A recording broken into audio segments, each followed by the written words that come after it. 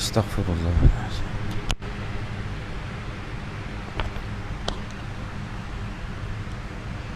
استغفر الله العظيم استغفر الله العظيم استغفر الله العظيم الذي لا إله إلا هو الحي القيوم وأتوب إليك ولا حول ولا قوة إلا بالله العلي العظيم. الفاتحة. أعوذ بالله من الشيطان الرجيم. بسم الله الرحمن الرحيم. الحمد لله رب العالمين الرحمن الرحيم مالك يوم الدين إياك نعبد وإياك نستعين اهدنا الصراط المستقيم صراط الذين أنعمت عليهم غير المغضوب عليهم ولا الضالين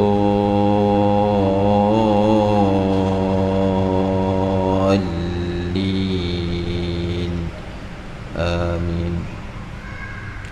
إن الحمد لله نحمده ونستعينه ونعوذ بالله من شرور أنفسنا ومن سيئات أعمالنا من يهده الله فلا مضل له ومن يضلل فلن تجد له وليا مرشدا.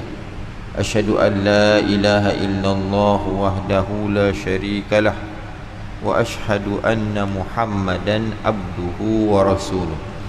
اللهم لا سهل إلا ما جعلته سهلا وأنت تجعل الحزن إن شئت سهلا برحمتك يا أرحم الراحمين والحمد لله رب العالمين. Yang berbahagia Tuan Imam Barisan Ahli Jawatan Kuasa Masjid, tuan-tuan, puan-puan rahimakumullah. Assalamualaikum warahmatullahi wabarakatuh. Alhamdulillah, syukur kita kehadrat Allah Subhanahu wa taala kerana pada malam yang berbahagia ini Allah masih lagi memberi kelapangan dan kesempatan kepada kita semua untuk sekali lagi mengunjungi rumah Allah Subhanahu wa taala ini. Allahumma lakal hamd wa lakal syukr. Setinggi-tinggi puji-pujian kita pada Allah, setinggi-tinggi kesyukuran kita rafakkan pada Allah Subhanahu wa taala kerana diberi kesihatan yang baik dan dengan segala nikmat yang Allah limpahkan kepada kita semua, kita pada malam ini dapat melakukan satu aktiviti, satu tugasan, satu kerja yang paling mulia di sisi Allah Subhanahu wa taala, iaitu kita menunaikan solat padu maghrib secara berjemaah. Mudah-mudahan Allah Subhanahu wa taala meneruskan momentum dan semangat kita tuan-tuan untuk senantiasa melaksanakan ibadah salah kita ini dalam keadaan yang paling baik, iaitu secara berjemaah, sehingga kita dijemput oleh Allah Subhanahu wa taala kelak nanti insya-Allah. Tuan-tuan puan-puan rahimakumullah, seperti mana biasa kita masih lagi membincangkan berkenaan dengan ciri-ciri ajaran sesat tuan-tuan, dan alhamdulillah syukur sebentar tadi Jawatan Kuasa Fatwa Negeri Selangor telah mengeluarkan fatwa akan pengharaman dan penyelewengan ajaran Global Ikhwan Servicing and Business Holding, GISBH. Dah keluar fatwa petang tadi. Maknanya perkara ini telah disepakati dan dah mendapat restu tuanku supaya isu ini dipandang dengan serius dan tidak ada lagi yang terkesan dengan amalan-amalan dan ajaran yang dibawa oleh kumpulan ini. Tuan-tuan puan-puan rahimakumullah, pada malam ini kita akan melihat beberapa ayat-ayat firman Allah Subhanahu wa taala dan disusuli dengan hadis-hadis Nabi sallallahu alaihi wasallam berkenaan dengan al-ghulu tuan-tuan. Al-ghulu ni dalam bahasa Arab, kalau kita lihat daripada kata kerja ghala yaghlu. Ghala yaghlu bermaksud apa tuan-tuan? Dia kalau kita jerang air tuan-tuan, kita jerang air, bila air tu dah menggelegak kan, nanti air tu akan ghala, akan apa, menggelegak, dan ada kalanya dia akan apa ni, keluar daripada bekas tempat yang air yang kita jerang tuan-tuan kan. Itu namanya ghala, maknanya melampaui daripada asalnya tuan-tuan. Jadi kalau kita lihat dalam bahasa Arab, ghala yaghlu ataupun disebut al-ghulu. Ghulu ni bermaksud apa tuan-tuan? Melampau, berlebih-lebihan, keterlaluan dalam urusan agama lah. Sebab itu kalau kita lihat tuan-tuan puan-puan rahimakumullah, kalau kita lihat segi penakrifan, apakah yang dimaksudkan dengan ghulu ini, dia kata ghulu ini adalah sesuatu tindakan berlebih-lebihan ataupun secara melampau, lebih-lebih lagi yang ada kaitan dengan perkara-perkara agama. Ini yang dikategorikan sebagai al-ghulu. Tuan-tuan puan-puan rahimakumullah, Allah Subhanahu wa taala berfirman dalam surah An-Nisa ayat 171, la taghlu fi dinikum, janganlah kamu melampau batas dalam urusan agamamu. Maknanya Nabi sallallahu alaihi wasallam seringkali mengajar kita agar bila kita nak beribadah, bila kita nak melakukan muamalah dan sebagainya tuan-tuan, mesti mengikut cara yang ditunjuk kepada kita oleh baginda Nabi SAW. Sebab tu antara sifat ajaran sesat tuan-tuan, dia ada unsur-unsur ghulu, unsur-unsur ekstremism tuan-tuan, ekstrim. Dalam kumpulan ataupun kalau kita lihat dalam fatwa yang telah diwartakan kepada kumpulan GISB ni juga, maknanya ada unsur-unsur ghulu tu tuan-tuan. Ghulu dalam mendidik ahli-ahlinya untuk mengangkat kepimpinan itu sampai ke tahap kepimpinan itu adalah segala-galanya. Kepimpinan itu segala-galanya, lebih daripada anaknya, lebih daripada ibunya, lebih daripada pasangannya, lebih daripada ayahnya. Ini antara yang kita perlu hati-hati agar kita juga tidak terjerumus dalam amalan seperti ini tuan-tuan. Malah dalam bila kita definisikan ghulu ni juga dalam bahasa Arab dikenali dengan tatarruf, merujuk kepada sikap melampau atau berlebihan dalam berpegang kepada suatu ajaran Islam.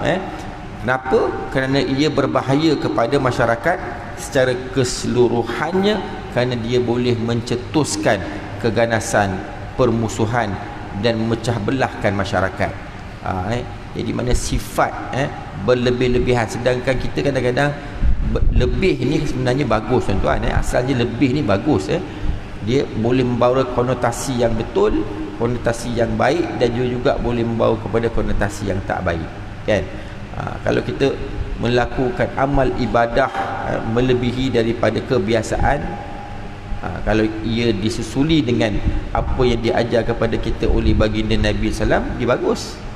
Tetapi kalau kita melakukan amal ibadah berlebih-lebihan dan kita melanggar,i lebih-lebih lagi kita melanggar,i syariat dan tidak mengikut sunnah Nabi SAW, maka dia akan menjadi selewing. Dia akan boleh membawa kepada kesesatan tuan-tuan. Sebab tu tuan-tuan puan-puan rahimakumullah, kalau kita tengok ajaran-ajaran yang telah menyeleweng, ajaran-ajaran yang sesat ni, kita boleh katakan kesemuanya nak bawa kepada kebaikan.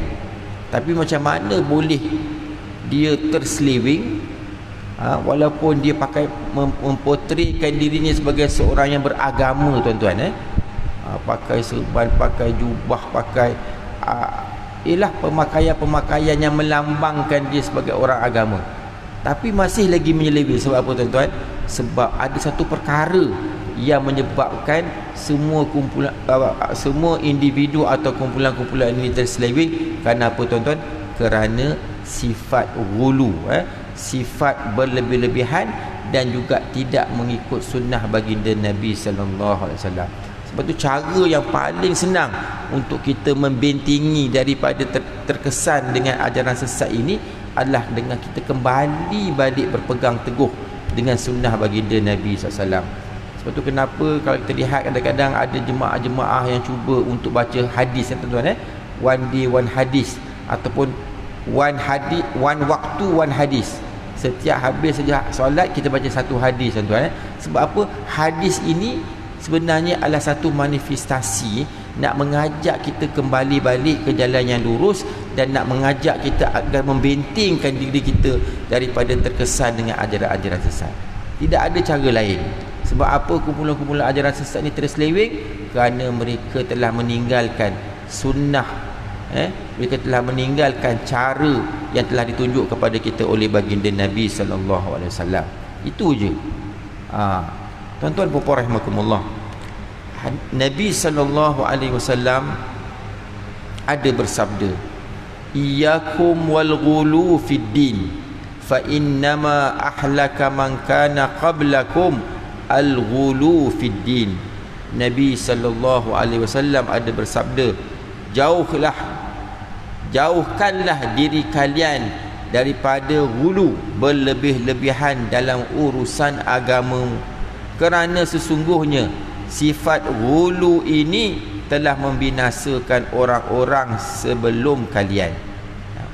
Telah membinasakan orang-orang sebelum kalian semua. Maknanya di sini hadis Nabi SAW ini, Nabi cuba mengingatkan para sahabat dalam kesungguhan mereka untuk melakukan amal ibadah. Jangan sampai dia melakukan berlebihan di sini, tidak mengikut akan titah perintah baginda Nabi SAW. Kenapa? Kerana kaum sebelum mereka semua, sebelum ini ada kaum-kaum yang telah sesat. Sebab apa, tuan-tuan? Sebab mereka berlebih-lebihan dalam urusan agama. Ini jelas apabila kita lihat yang berlaku kepada kaum Bani Israel, yang berlaku kepada kaum Nasara, Kristian, dan juga orang-orang musyrik. Kenapa mereka tersesat, menyeleweng? Kerana mereka terpengaruh dengan pandangan-pandangan yang berlebih-lebihan. Sehingga kalau kita lihat dengan lebih jelas lagi, apabila orang-orang Kristian ini telah mengangkat Nabi Isa alaihi salatu wasalam sampai tahap ada unsur-unsur ketuhanan pada diri dia, tuan-tuan. Nabi Isa ni bagi kita adalah seorang nabi yang sepatutnya kita imani. Tetapi bagaimana mungkin orang-orang Kristian ni boleh mengangkat, mensucikan Nabi Isa itu sampai tahap melebihi daripada seorang nabi, sehingga dia tak dijadikan sebagai anak Tuhan, tuan-tuan. Ini yang menyebabkan sifat ghulu akan kaum-kaum yang sebelum datangnya baginda Nabi sallallahu alaihi wasallam dan para sahabat. Sebab tu di sini Nabi cukup tegas, iyyakum wal ghulu fid din, hati-hati, jangan sekali-kali berlebih-lebihan.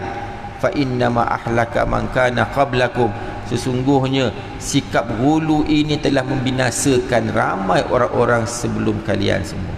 Tuan-tuan dan puan rahimakumullah, selain daripada hadis ini, ada satu lagi hadis Nabi sallallahu alaihi wasallam yang juga maknanya menceritakan tentang masalah berlebih-lebihan ni. Antaranya hadis daripada Abdullah bin Mas'ud radhiyallahu taala anhu, bahawasanya Nabi sallallahu alaihi wasallam pernah bersabda, halaka al-mutanatti'un, halaka al-mutanatti'un, halaka al-mutanatti'un. Nabi ulang 3 kali, tuan-tuan. Binasalah orang golongan yang melampau, binasalah golongan yang melampau, binasalah golongan yang melampau. Jadi di sini kalimah al-mutanatti'un tu maknanya tanattu' ni sama dengan ghulu, dan disebut di sini tanattu' ni bermaksud al-ashkhas alladhina yatajawazuna al-had fil kalam au fil fi'li, ay alladhina yata'ammakuna wa yubalighuna fil umur sawa'un fid din aw dunya yashmilu zalika tashaddud wa tatarruf fil fahmi aw tatbiq. Maksudnya kumpulan manusia yang melebihi daripada had yang sebenarnya tak kala mereka bercakap. Contohnya kalau bercakap tuan-tuan, kadang-kadang apakah antara unsur-unsur berlebih-lebihan? Bila dia memaki haman orang, menghina orang, memfitnah orang, ini juga dikira sebagai dah melebihi daripada batasan-batasan yang sepatutnya. Wa yubalighuna fil umur, dan dia berlebih-lebihan dalam sesuatu perkara itu, sampai kadang-kadang berlebih-lebihan ini boleh membawa kepada kesusahan kepada diri dia. Kadang-kadang terlalu detail juga dikira sebagai tanatuk, terlalu detail kan, seperti mana berlaku kepada kaum Bani Israel bila Nabi Musa alaihi salatu wasallam minta mereka untuk mencari seekor sapi betina kan, tapi mereka bertanya-tanya dengan pada soalan-soalan yang tak sepatutnya mereka tanya kan. Nabi suruh cari sapi betina, tapi mereka cuba untuk bertanya benda-benda yang tak faedah lah. Contohnya bila masa, apa ni, warna apa kan, besar mana.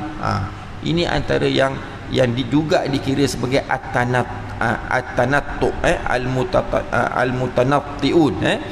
Kenapa? Kerana dia mubalaghah, yubalighuna fil umur.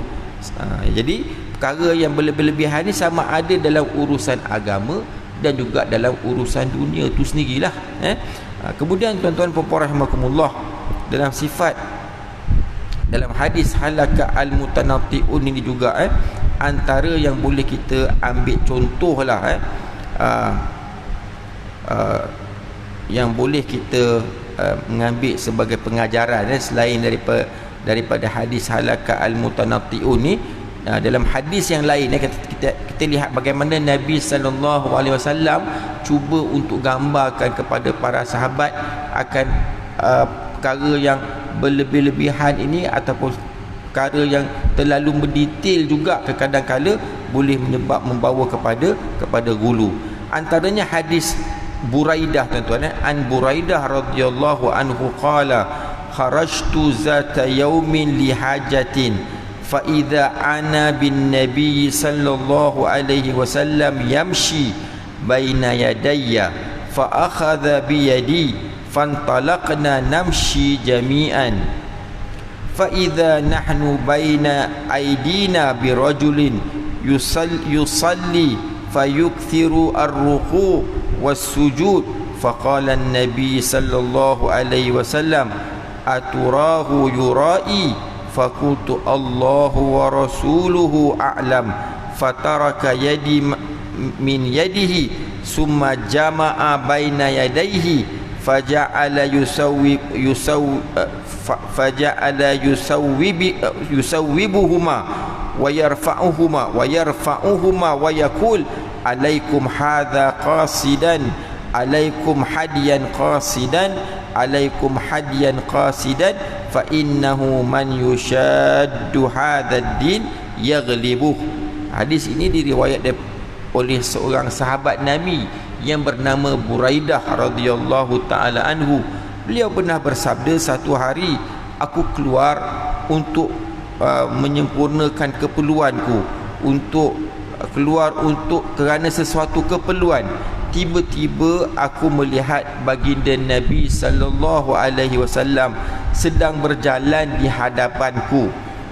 Lantas baginda memegang tanganku, lalu kami berjalan bersama-sama. Masya-Allah, Nabi menunjukkan bagaimana Nabi mengihtiram, memuliakan para sahabatnya. Dia tengok Buraidah, Nabi lalu depan Buraidah, terus Nabi pun pegang tangan Buraidah. Buraidah asal nak pergi tempat lain kan, tapi bila melihat Nabi, reaksi Nabi memegang tangan je, lantas Buraidah pun berjalanlah ikut turut apa yang Nabi sallallahu alaihi wasallam ajak dia. Lantas mereka pun berjalanlah beriringan, berpegang tangan bersama-sama. Kemudian kami melihat seorang lelaki sedang solat. Tak kala mereka sedang berjalan tu, Nabi dan Buraidah nampak seorang lelaki yang sedang solat dengan banyaknya rukuk dan sujudnya, ataupun dengan lamanya rukuk dan sujudnya tuan-tuan. Maknanya ini solat sunat lah tuan-tuan, bukan solat wajib. Solat sunat, jadi lama dia rukuk, lama sujudnya. Lantas Nabi SAW berkata, adakah kamu fikir dia menunjuk-nunjuk? Nabi tanya Buraidah, kan, atarahu yurai, apakah kamu melihat yang orang yang sedang solat tu nampak macam dia cuba nak menunjuk-nunjuk?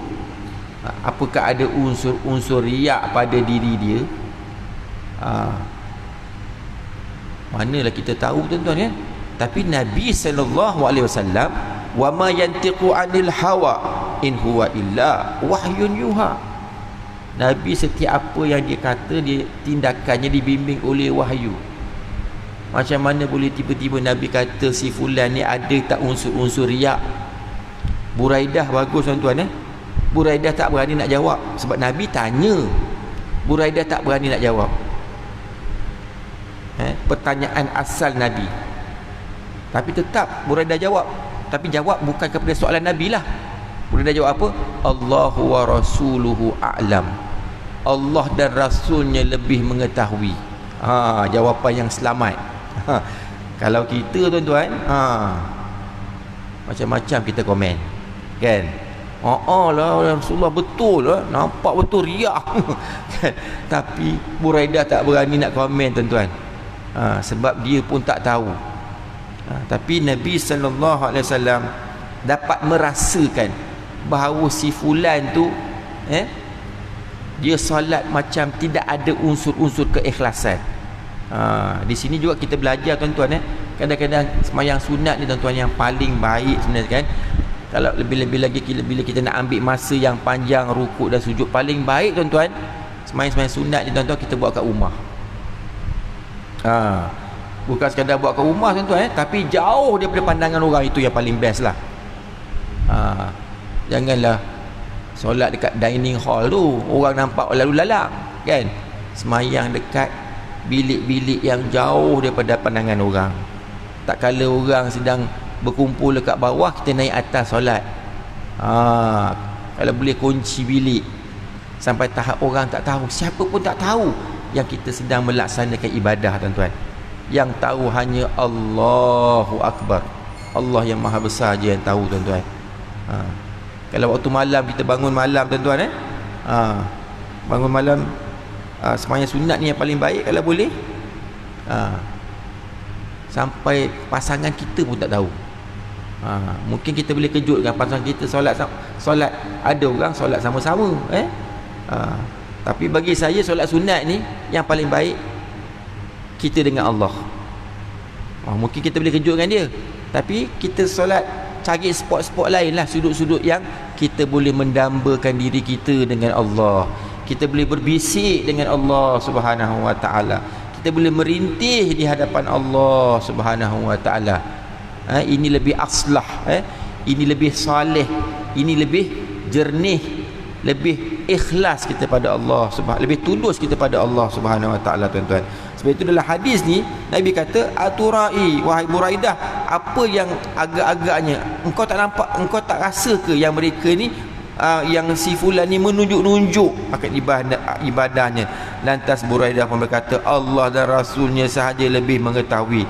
Lantas baginda Nabi SAW melepaskan tangan Buraidah. Asal dia pegang tangan Buraidah, bila selesai je Buraidah bagi jawapan Allah wa rasuluhu alam, Nabi lepaskan tangan Buraidah. Lantas Nabi menggenggamkan tangannya, kemudian baginda menggenggamkan tangannya sambil menggerakkan ke atas dan ke bawah, gini, menggerakkan atas ke bawah. Lantas Nabi sallallahu alaihi wasallam pun seraya berkata, alaikum hadiyan qasidan, alaikum hadiyan qasidan, alaikum hadiyan qasidan, 3 kali tuan-tuan. Apa maksud dia? Amalkanlah petunjuk jalan yang sederhana. Amalkanlah petunjuk jalan yang sederhana. Amalkanlah petunjuk jalan yang sederhana. 3 kali Nabi ulang. Nak menunjukkan bagaimana cara yang paling baik sebenarnya adalah ikutlah cara yang Nabi ajar kita beribadah, tuan-tuan. Dan yang paling penting, keikhlasan kita pada Allah Subhanahu Wa Taala. Sebab apa, tuan-tuan? Sebab disebutkanlah hadis ni, barang siapa yang memberatkan dirinya dalam agama ini, agama akan mengalahkannya. Kadang-kadang dia paksa diri dia, kan? Paksa dia nak buat. Kalau benda-benda wajib kena paksa lah, tuan-tuan, kan? Tapi kadang benda-benda sunat pun kadang kita paksa diri. Sampai kadang-kadang kita pun tak dapat merasai keikhlasan tu sebab paksa, kan? Kalau dalam bulan Ramadan, kan, kita suka paksa diri, kan? Solat malam kita kadang-kadang, solat malam tu bagus, tapi kerana keletihan sangat-sangat sampai imam dah bagi salam pun kita masih lagi sujud, tuan-tuan. Imam dah angkat takbir untuk rakaat seterusnya, kita masih sujud lagi sebab letih sangat, nak paksa diri. Apa salahnya kalau dia rehat dulu, kemudian sambunglah solatnya bila dah hilang ngantuknya, kan? Ini antara yang dapat kita ambil pengajaran daripada hadis Nabi. Tuan-tuan puan-puan rahimakumullah, ada satu lagi hadis, hadis yang kedua. Kita lihat bagaimana hadis ini diceritakan kepada kita oleh Aisyah radhiyallahu taala anha. An Aisyah radhiyallahu taala anha qalat, kanat indi imra'atun min bani Asad fadakhala ala Rasulillah sallallahu alaihi wasallam faqala man hadhihi, qultu fulanah la tanam bil laili, fadhakara min salatiha faqala mah alaikum ma tutiquna minal a'mal fa innallaha la yamillu hatta tamillu. Maksud hadis ini, tuan-tuan, hadis diriwayatkan oleh Aisyah radhiyallahu taala anha. Beliau telah berkata, seorang wanita daripada Bani Asad berada di rumahku. Aisyah dia cerita, sebab Aisyah ni kan isteri Nabi ni ramai, kan? Jadi nak menunjukkan Aisyah bahawa Nabi SAW tidak sentiasa berada di rumah Aisyah. Bila tiba giliran, barulah Nabi akan ke rumah Aisyah dan ke rumah isteri-isterinya yang lain. Jadi maknanya banyak juga hari-hari yang Nabi tak ada, Aisyah menerima kunjungan daripada sahabat-sahabat dia, daripada kawan-kawan dia. Sehingga kan, tuan-tuan, ada satu hari tak kala Aisyah berada di rumah, Aisyah dikunjungi oleh seorang rakan dia, seorang wanita daripada Bani Asad. Bani Asad ni adalah salah satu kabilah Arab yang berada berdekatan dengan kota Madinah. Jadi wanita ini sebenarnya telah menarik minat Aisyah radhiyallahu taala anha. Kenapa, tuan-tuan? Kerana sifat wanita yang datang ke rumah Aisyah ni, dia datang ke rumah Aisyah, dia rajin solat. Dia rajin melakukan solat sunat, tuan-tuan. Sehingga kan tak kala Nabi datang ke rumah Aisyah, wanita tersebut ada kebetulan di rumah Aisyah. Lantas Rasulullah pun tanya, siapa wanita ni? Siapa fulanah ni? Lantas Aisyah pun ceritalah, fulanah ni, wanita ni, dia ni memang hebat beribadah pada Allah. Dia kalau waktu malam tu dia takkan tidur. Sebab apa? Sibuk untuk qiyamul lail. Sehinggakan digambarkan oleh Aisyah akan kehebatan solatnya pada waktu malam. Lantas Nabi sallallahu alaihi wasallam berkata, mah. Mah. Dia kata apa? Nabi sallallahu alaihi wasallam sebut apa? Mah alaikum ma tutiquna minal a'mal. Cukuplah, lakukanlah amalan yang kamu mampu lakukan, kerana Allah tidak akan bosan sehingga kamu sendiri yang merasa bosan. Nabi cuba ajar, kan? Walaupun asalnya Aisyah nak cerita kehebatan orang tu, tapi Nabi tahu, Nabi perasan bahawa cara Aisyah cerita ni seolah-olah maknanya nak mengangkat wanita tersebut, dan wanita tersebut tidak genuine. Sebab apa? Dia tidak ikut cara Nabi. Dia seolah-olah nak menggambarkan Aisyah takjub dengan kehebatan rakannya ini dalam melakukan ibadah solat sampai tak tidur malam tuan-tuan. Tapi Nabi senang, Nabi katakan mah alaikum ma tutiquna, cukuplah apa yang, lakukanlah apa yang kamu mampu saja, tak perlu nak sampai menyeksa diri kamu. Ini yang Nabi sallallahu alaihi wasallam cuba nak ajar kita, agar setiap ibadah yang kita lakukan itu qasidan, kita lakukan secara sederhana, yang seimbang dan tidak menjejaskan hak-hak orang lain, tuan-tuan. Tuan-tuan puan-puan rahimakumullah, hadis yang ketiga, tuan-tuan, hadis sekali lagi Nabi cuba untuk menegur, mengajar para sahabat, agar ibadah itu kena yang seimbang. Satu hari Nabi SAW masuk ke Masjid Nabawi pada waktu malam. Sekali dia tengok ada tali yang merintangi antara dua tiang. Ada tali yang merentangi antara dua tiang dekat Masjid Nabawi itu. Lantas Nabi pun bertanya, kenapa tali ni? Tali ni untuk apa? Para sahabat menjawab, ini adalah tali yang digunakan oleh Zainab untuk solat. Kenapa? Apa dia buat dengan tali tu ketika solat? Bila dia rasa mengantuk, dia akan ikatkan tali tu, agar dia tak terhoyong hayang lah, diikatkan. Nabi sallallahu alaihi wasallam bila dengar penjelasan tu, tuan-tuan, on the spot Nabi kata, lepaskan tali tu, lepaskan tali yang diikat dekat tiang tu, lepaskan. Tak perlu sampai begitu sekali, lepaskan. Kalau rasa mengantuk, tidurlah, dan bila dah segar, sambung balik akan solat tersebut. Jadi sekali lagi kan, Nabi SAW cuba memperjelaskan kepada kita bagaimana sifat wasatiyah yang ada pada baginda Nabi SAW. Pentingnya bila kita melakukan amal ibadah, jangan sampai ada unsur-unsur yang melebihi daripada had yang sepatutnya, tuan-tuan, sehingga boleh membawa kepada salah faham lah. Tuan-tuan puan-puan rahimakumullah, antara yang kita boleh ambil contoh, tuan-tuan, dalam wujudnya unsur-unsur ghulu ni, tuan-tuan, antara yang boleh kita ambil contoh yang sering kali berlaku, antaranya adalah kita ambil contoh kat sini, antaranya adalah al-ghulu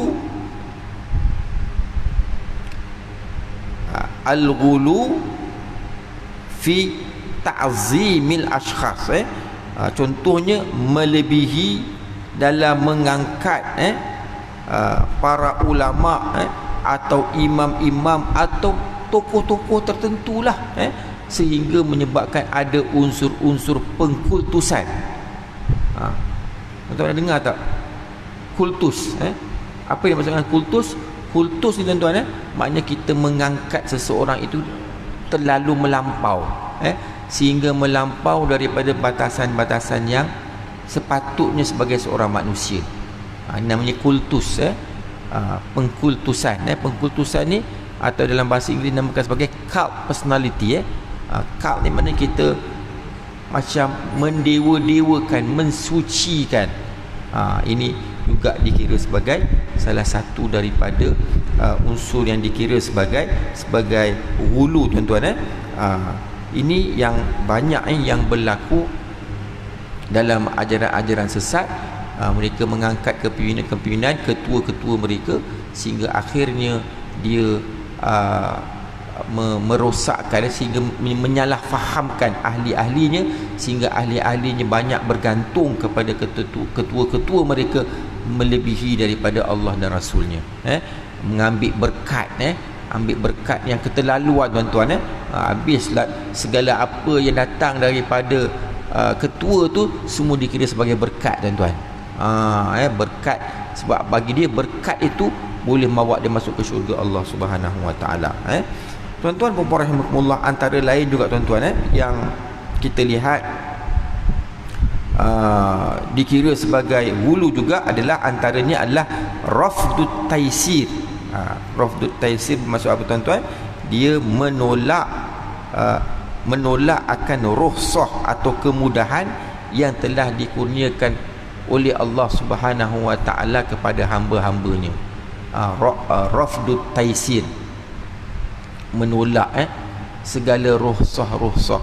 Contoh tuan-tuan, Allah bagi bila kita bermusafir, kita digalakkan untuk jamak qasarkan solat kita. Itu kemudahan sebenarnya. Malah bukan sekadar kemudahan tuan-tuan, malah ada sebagian ulama kata itu adalah hadiah Allah kepada hamba-hamba dia. Tapi kalau bila kita tolak, malah kita bukan sekadar tidak ikut sunnah, tapi kita mempertikaikan akan sunnah, itu juga sebenarnya boleh menyebabkan dia membawa kepada kesesatan tuan-tuan, boleh membawa kepada mubalaghah. Ini antara yang, sebab itu dengan ilmu tuan-tuan, bila kita ada ilmu, kita akan faham, kita akan mudah untuk cenderung kepada sunnah-sunnah baginda Nabi sallallahu alaihi wasallam. Dia bagi contoh lain lah tuan-tuan, yang disebutkan orang yang sedang musafir dibolehkan untuk jamak dan qasar salat, tapi kalau ada yang enggan menerima rukhsah dan menganggap kena buat lebih sukar untuk dapat lebih pahala, maka di situlah ada unsur-unsur hulunya tuan-tuan.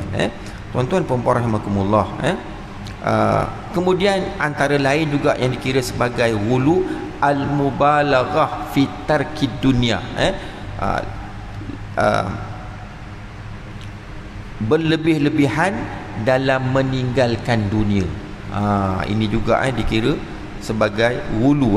Sebab itu dikata Islam tidak melarang manusia mencari rezeki dan menikmati kehidupan duniawi dalam batasan-batasan syariat, tapi kalau seseorang terlalu mengabaikan dunia sampai tak ambil peduli langsung tentang pekerjaan, keluarga ataupun kesihatannya, ia boleh dianggap sebagai sebagai hulu, sebab Islam menyuruh kepada keseimbangan. Ini pun satu hal juga tuan-tuan. Kadang-kadang dia sibuk nak beribadah, sampai dia tidak menjaga hak dia kepada diri dia, tak menjaga hak dia kepada keluarganya dan sebagainya tuan-tuan. Sedangkan kita dimintakan, maknanya hatta Nabi sebagai contoh yang paling baik tuan-tuan, sebagai insan yang paling hampir dengan Allah Subhanahu Wa Taala. Bila waktu ibadah, Nabi akan beribadah sungguh-sungguh, tapi bila selesai ibadah, Nabi akan keluar daripada masjid dan mencari rezeki, kan? Nabi pun mencari rezeki, kan? Nabi pun menjadi pemimpin negara. Nabi juga menyusun akan masyarakat. Maknanya bukan berterusan kita duduk di masjid sampai kita tidak menunaikan hak kita sebagai seorang manusia pada diri kita dan juga kepada tanggungan-tanggungan kita tuan-tuan. Ini antara juga beberapa perkara yang perlu kita teliti agar kita tak termasuk dalam mereka yang hulu, yang mereka yang berlebih-lebihan. Kemudian yang ketiga, yang keempat tuan-tuan, antara yang dikira sebagai hulu juga adalah al-ijtihad asy-syakhsi al-mufrid, iaitu melebih-lebihkan pendapatnya sendiri dalam hal agama tanpa merujuk kepada nas-nas syarak atau ulama. Melebih-lebihkan pendapatnya sendiri dalam hal agama tanpa merujuk kepada nas-nas syarak atau ulama, dan mewajibkan orang lain ikut pandangannya walaupun tidak ada asas yang kukuh dalam Al-Quran dan Sunnah. Ini ramai tuan-tuan. Kadang-kadang untuk diri dia tak apalah, dia wajibkan untuk diri dia, tapi bila dia dah mula mewajibkan kepada orang lain, sedangkan kalau ikut syaraknya tidak ada mana dalil daripada Al-Quran dan hadis yang mewajibkan perkara tersebut, maka dia dah dikira sebagai gulu. Ada Baru-baru ni ada, lepas saya mengajar, ada 3 orang wanita datang jumpa saya tuan-tuan, mengadu. Dia mengadu apa tuan-tuan? Dia mengadu, dia kata yang abang dia rasa macam terlibatlah ajaran sesat. Senang cakap ajaran sesat apa bukti dia, apa dalil dia buat ajaran sesat? Dia kata abang dia ketika hari Jumaat, ketika hari raya yang jatuh pada hari Jumaat, abang dia hanya solat raya saja, tapi pada waktu Zuhur dia tak keluar semayang Jumaat. Apakah itu dikira termasuk ajaran sesat? Tuan faham tak? Abang dia semayang raya, kebetulan raya jatuh pada hari Jumaat, dia semayang raya, tapi bila hari Jumaat dia tak keluar ramai-ramai pergi semayang Jumaat. Boleh tak? Ini persoalan dia. Kalau di tempat kita, biasa kita akan solat Jumaat sekali. Tapi boleh tak kalau seorang tu dia kalau Jumaat jatuh pada hari raya, dia semayang raya, tapi dia tinggal solat Jumaat, dia buat semayang Zuhur je. Di tempat kita tuan-tuan, di tempat kita memang kita akan buat dua-dua, tapi ada pandangan yang membolehkan.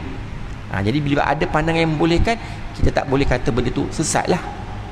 Sebab itu penting untuk kita mengelakkan daripada terjerumus dalam benda-benda yang fitnah ni. Kita kena ada ilmu tuan-tuan. Begitulah sedikit perkongsian berkenaan dengan al-ghulu ni tuan-tuan. Mudah-mudahan Allah Subhanahu Wa Taala merahmati, memberkahi kita semua tuan-tuan dalam kita mendalami ilmu.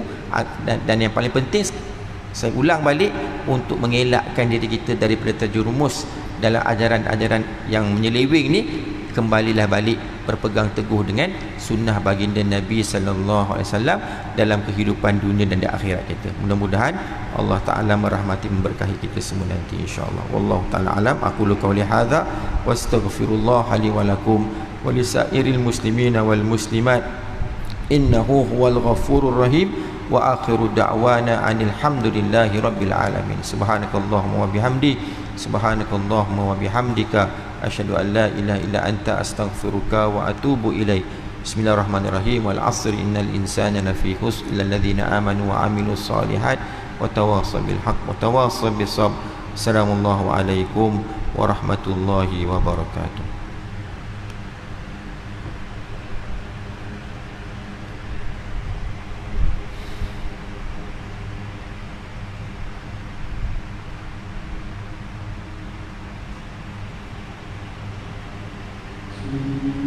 Thank you.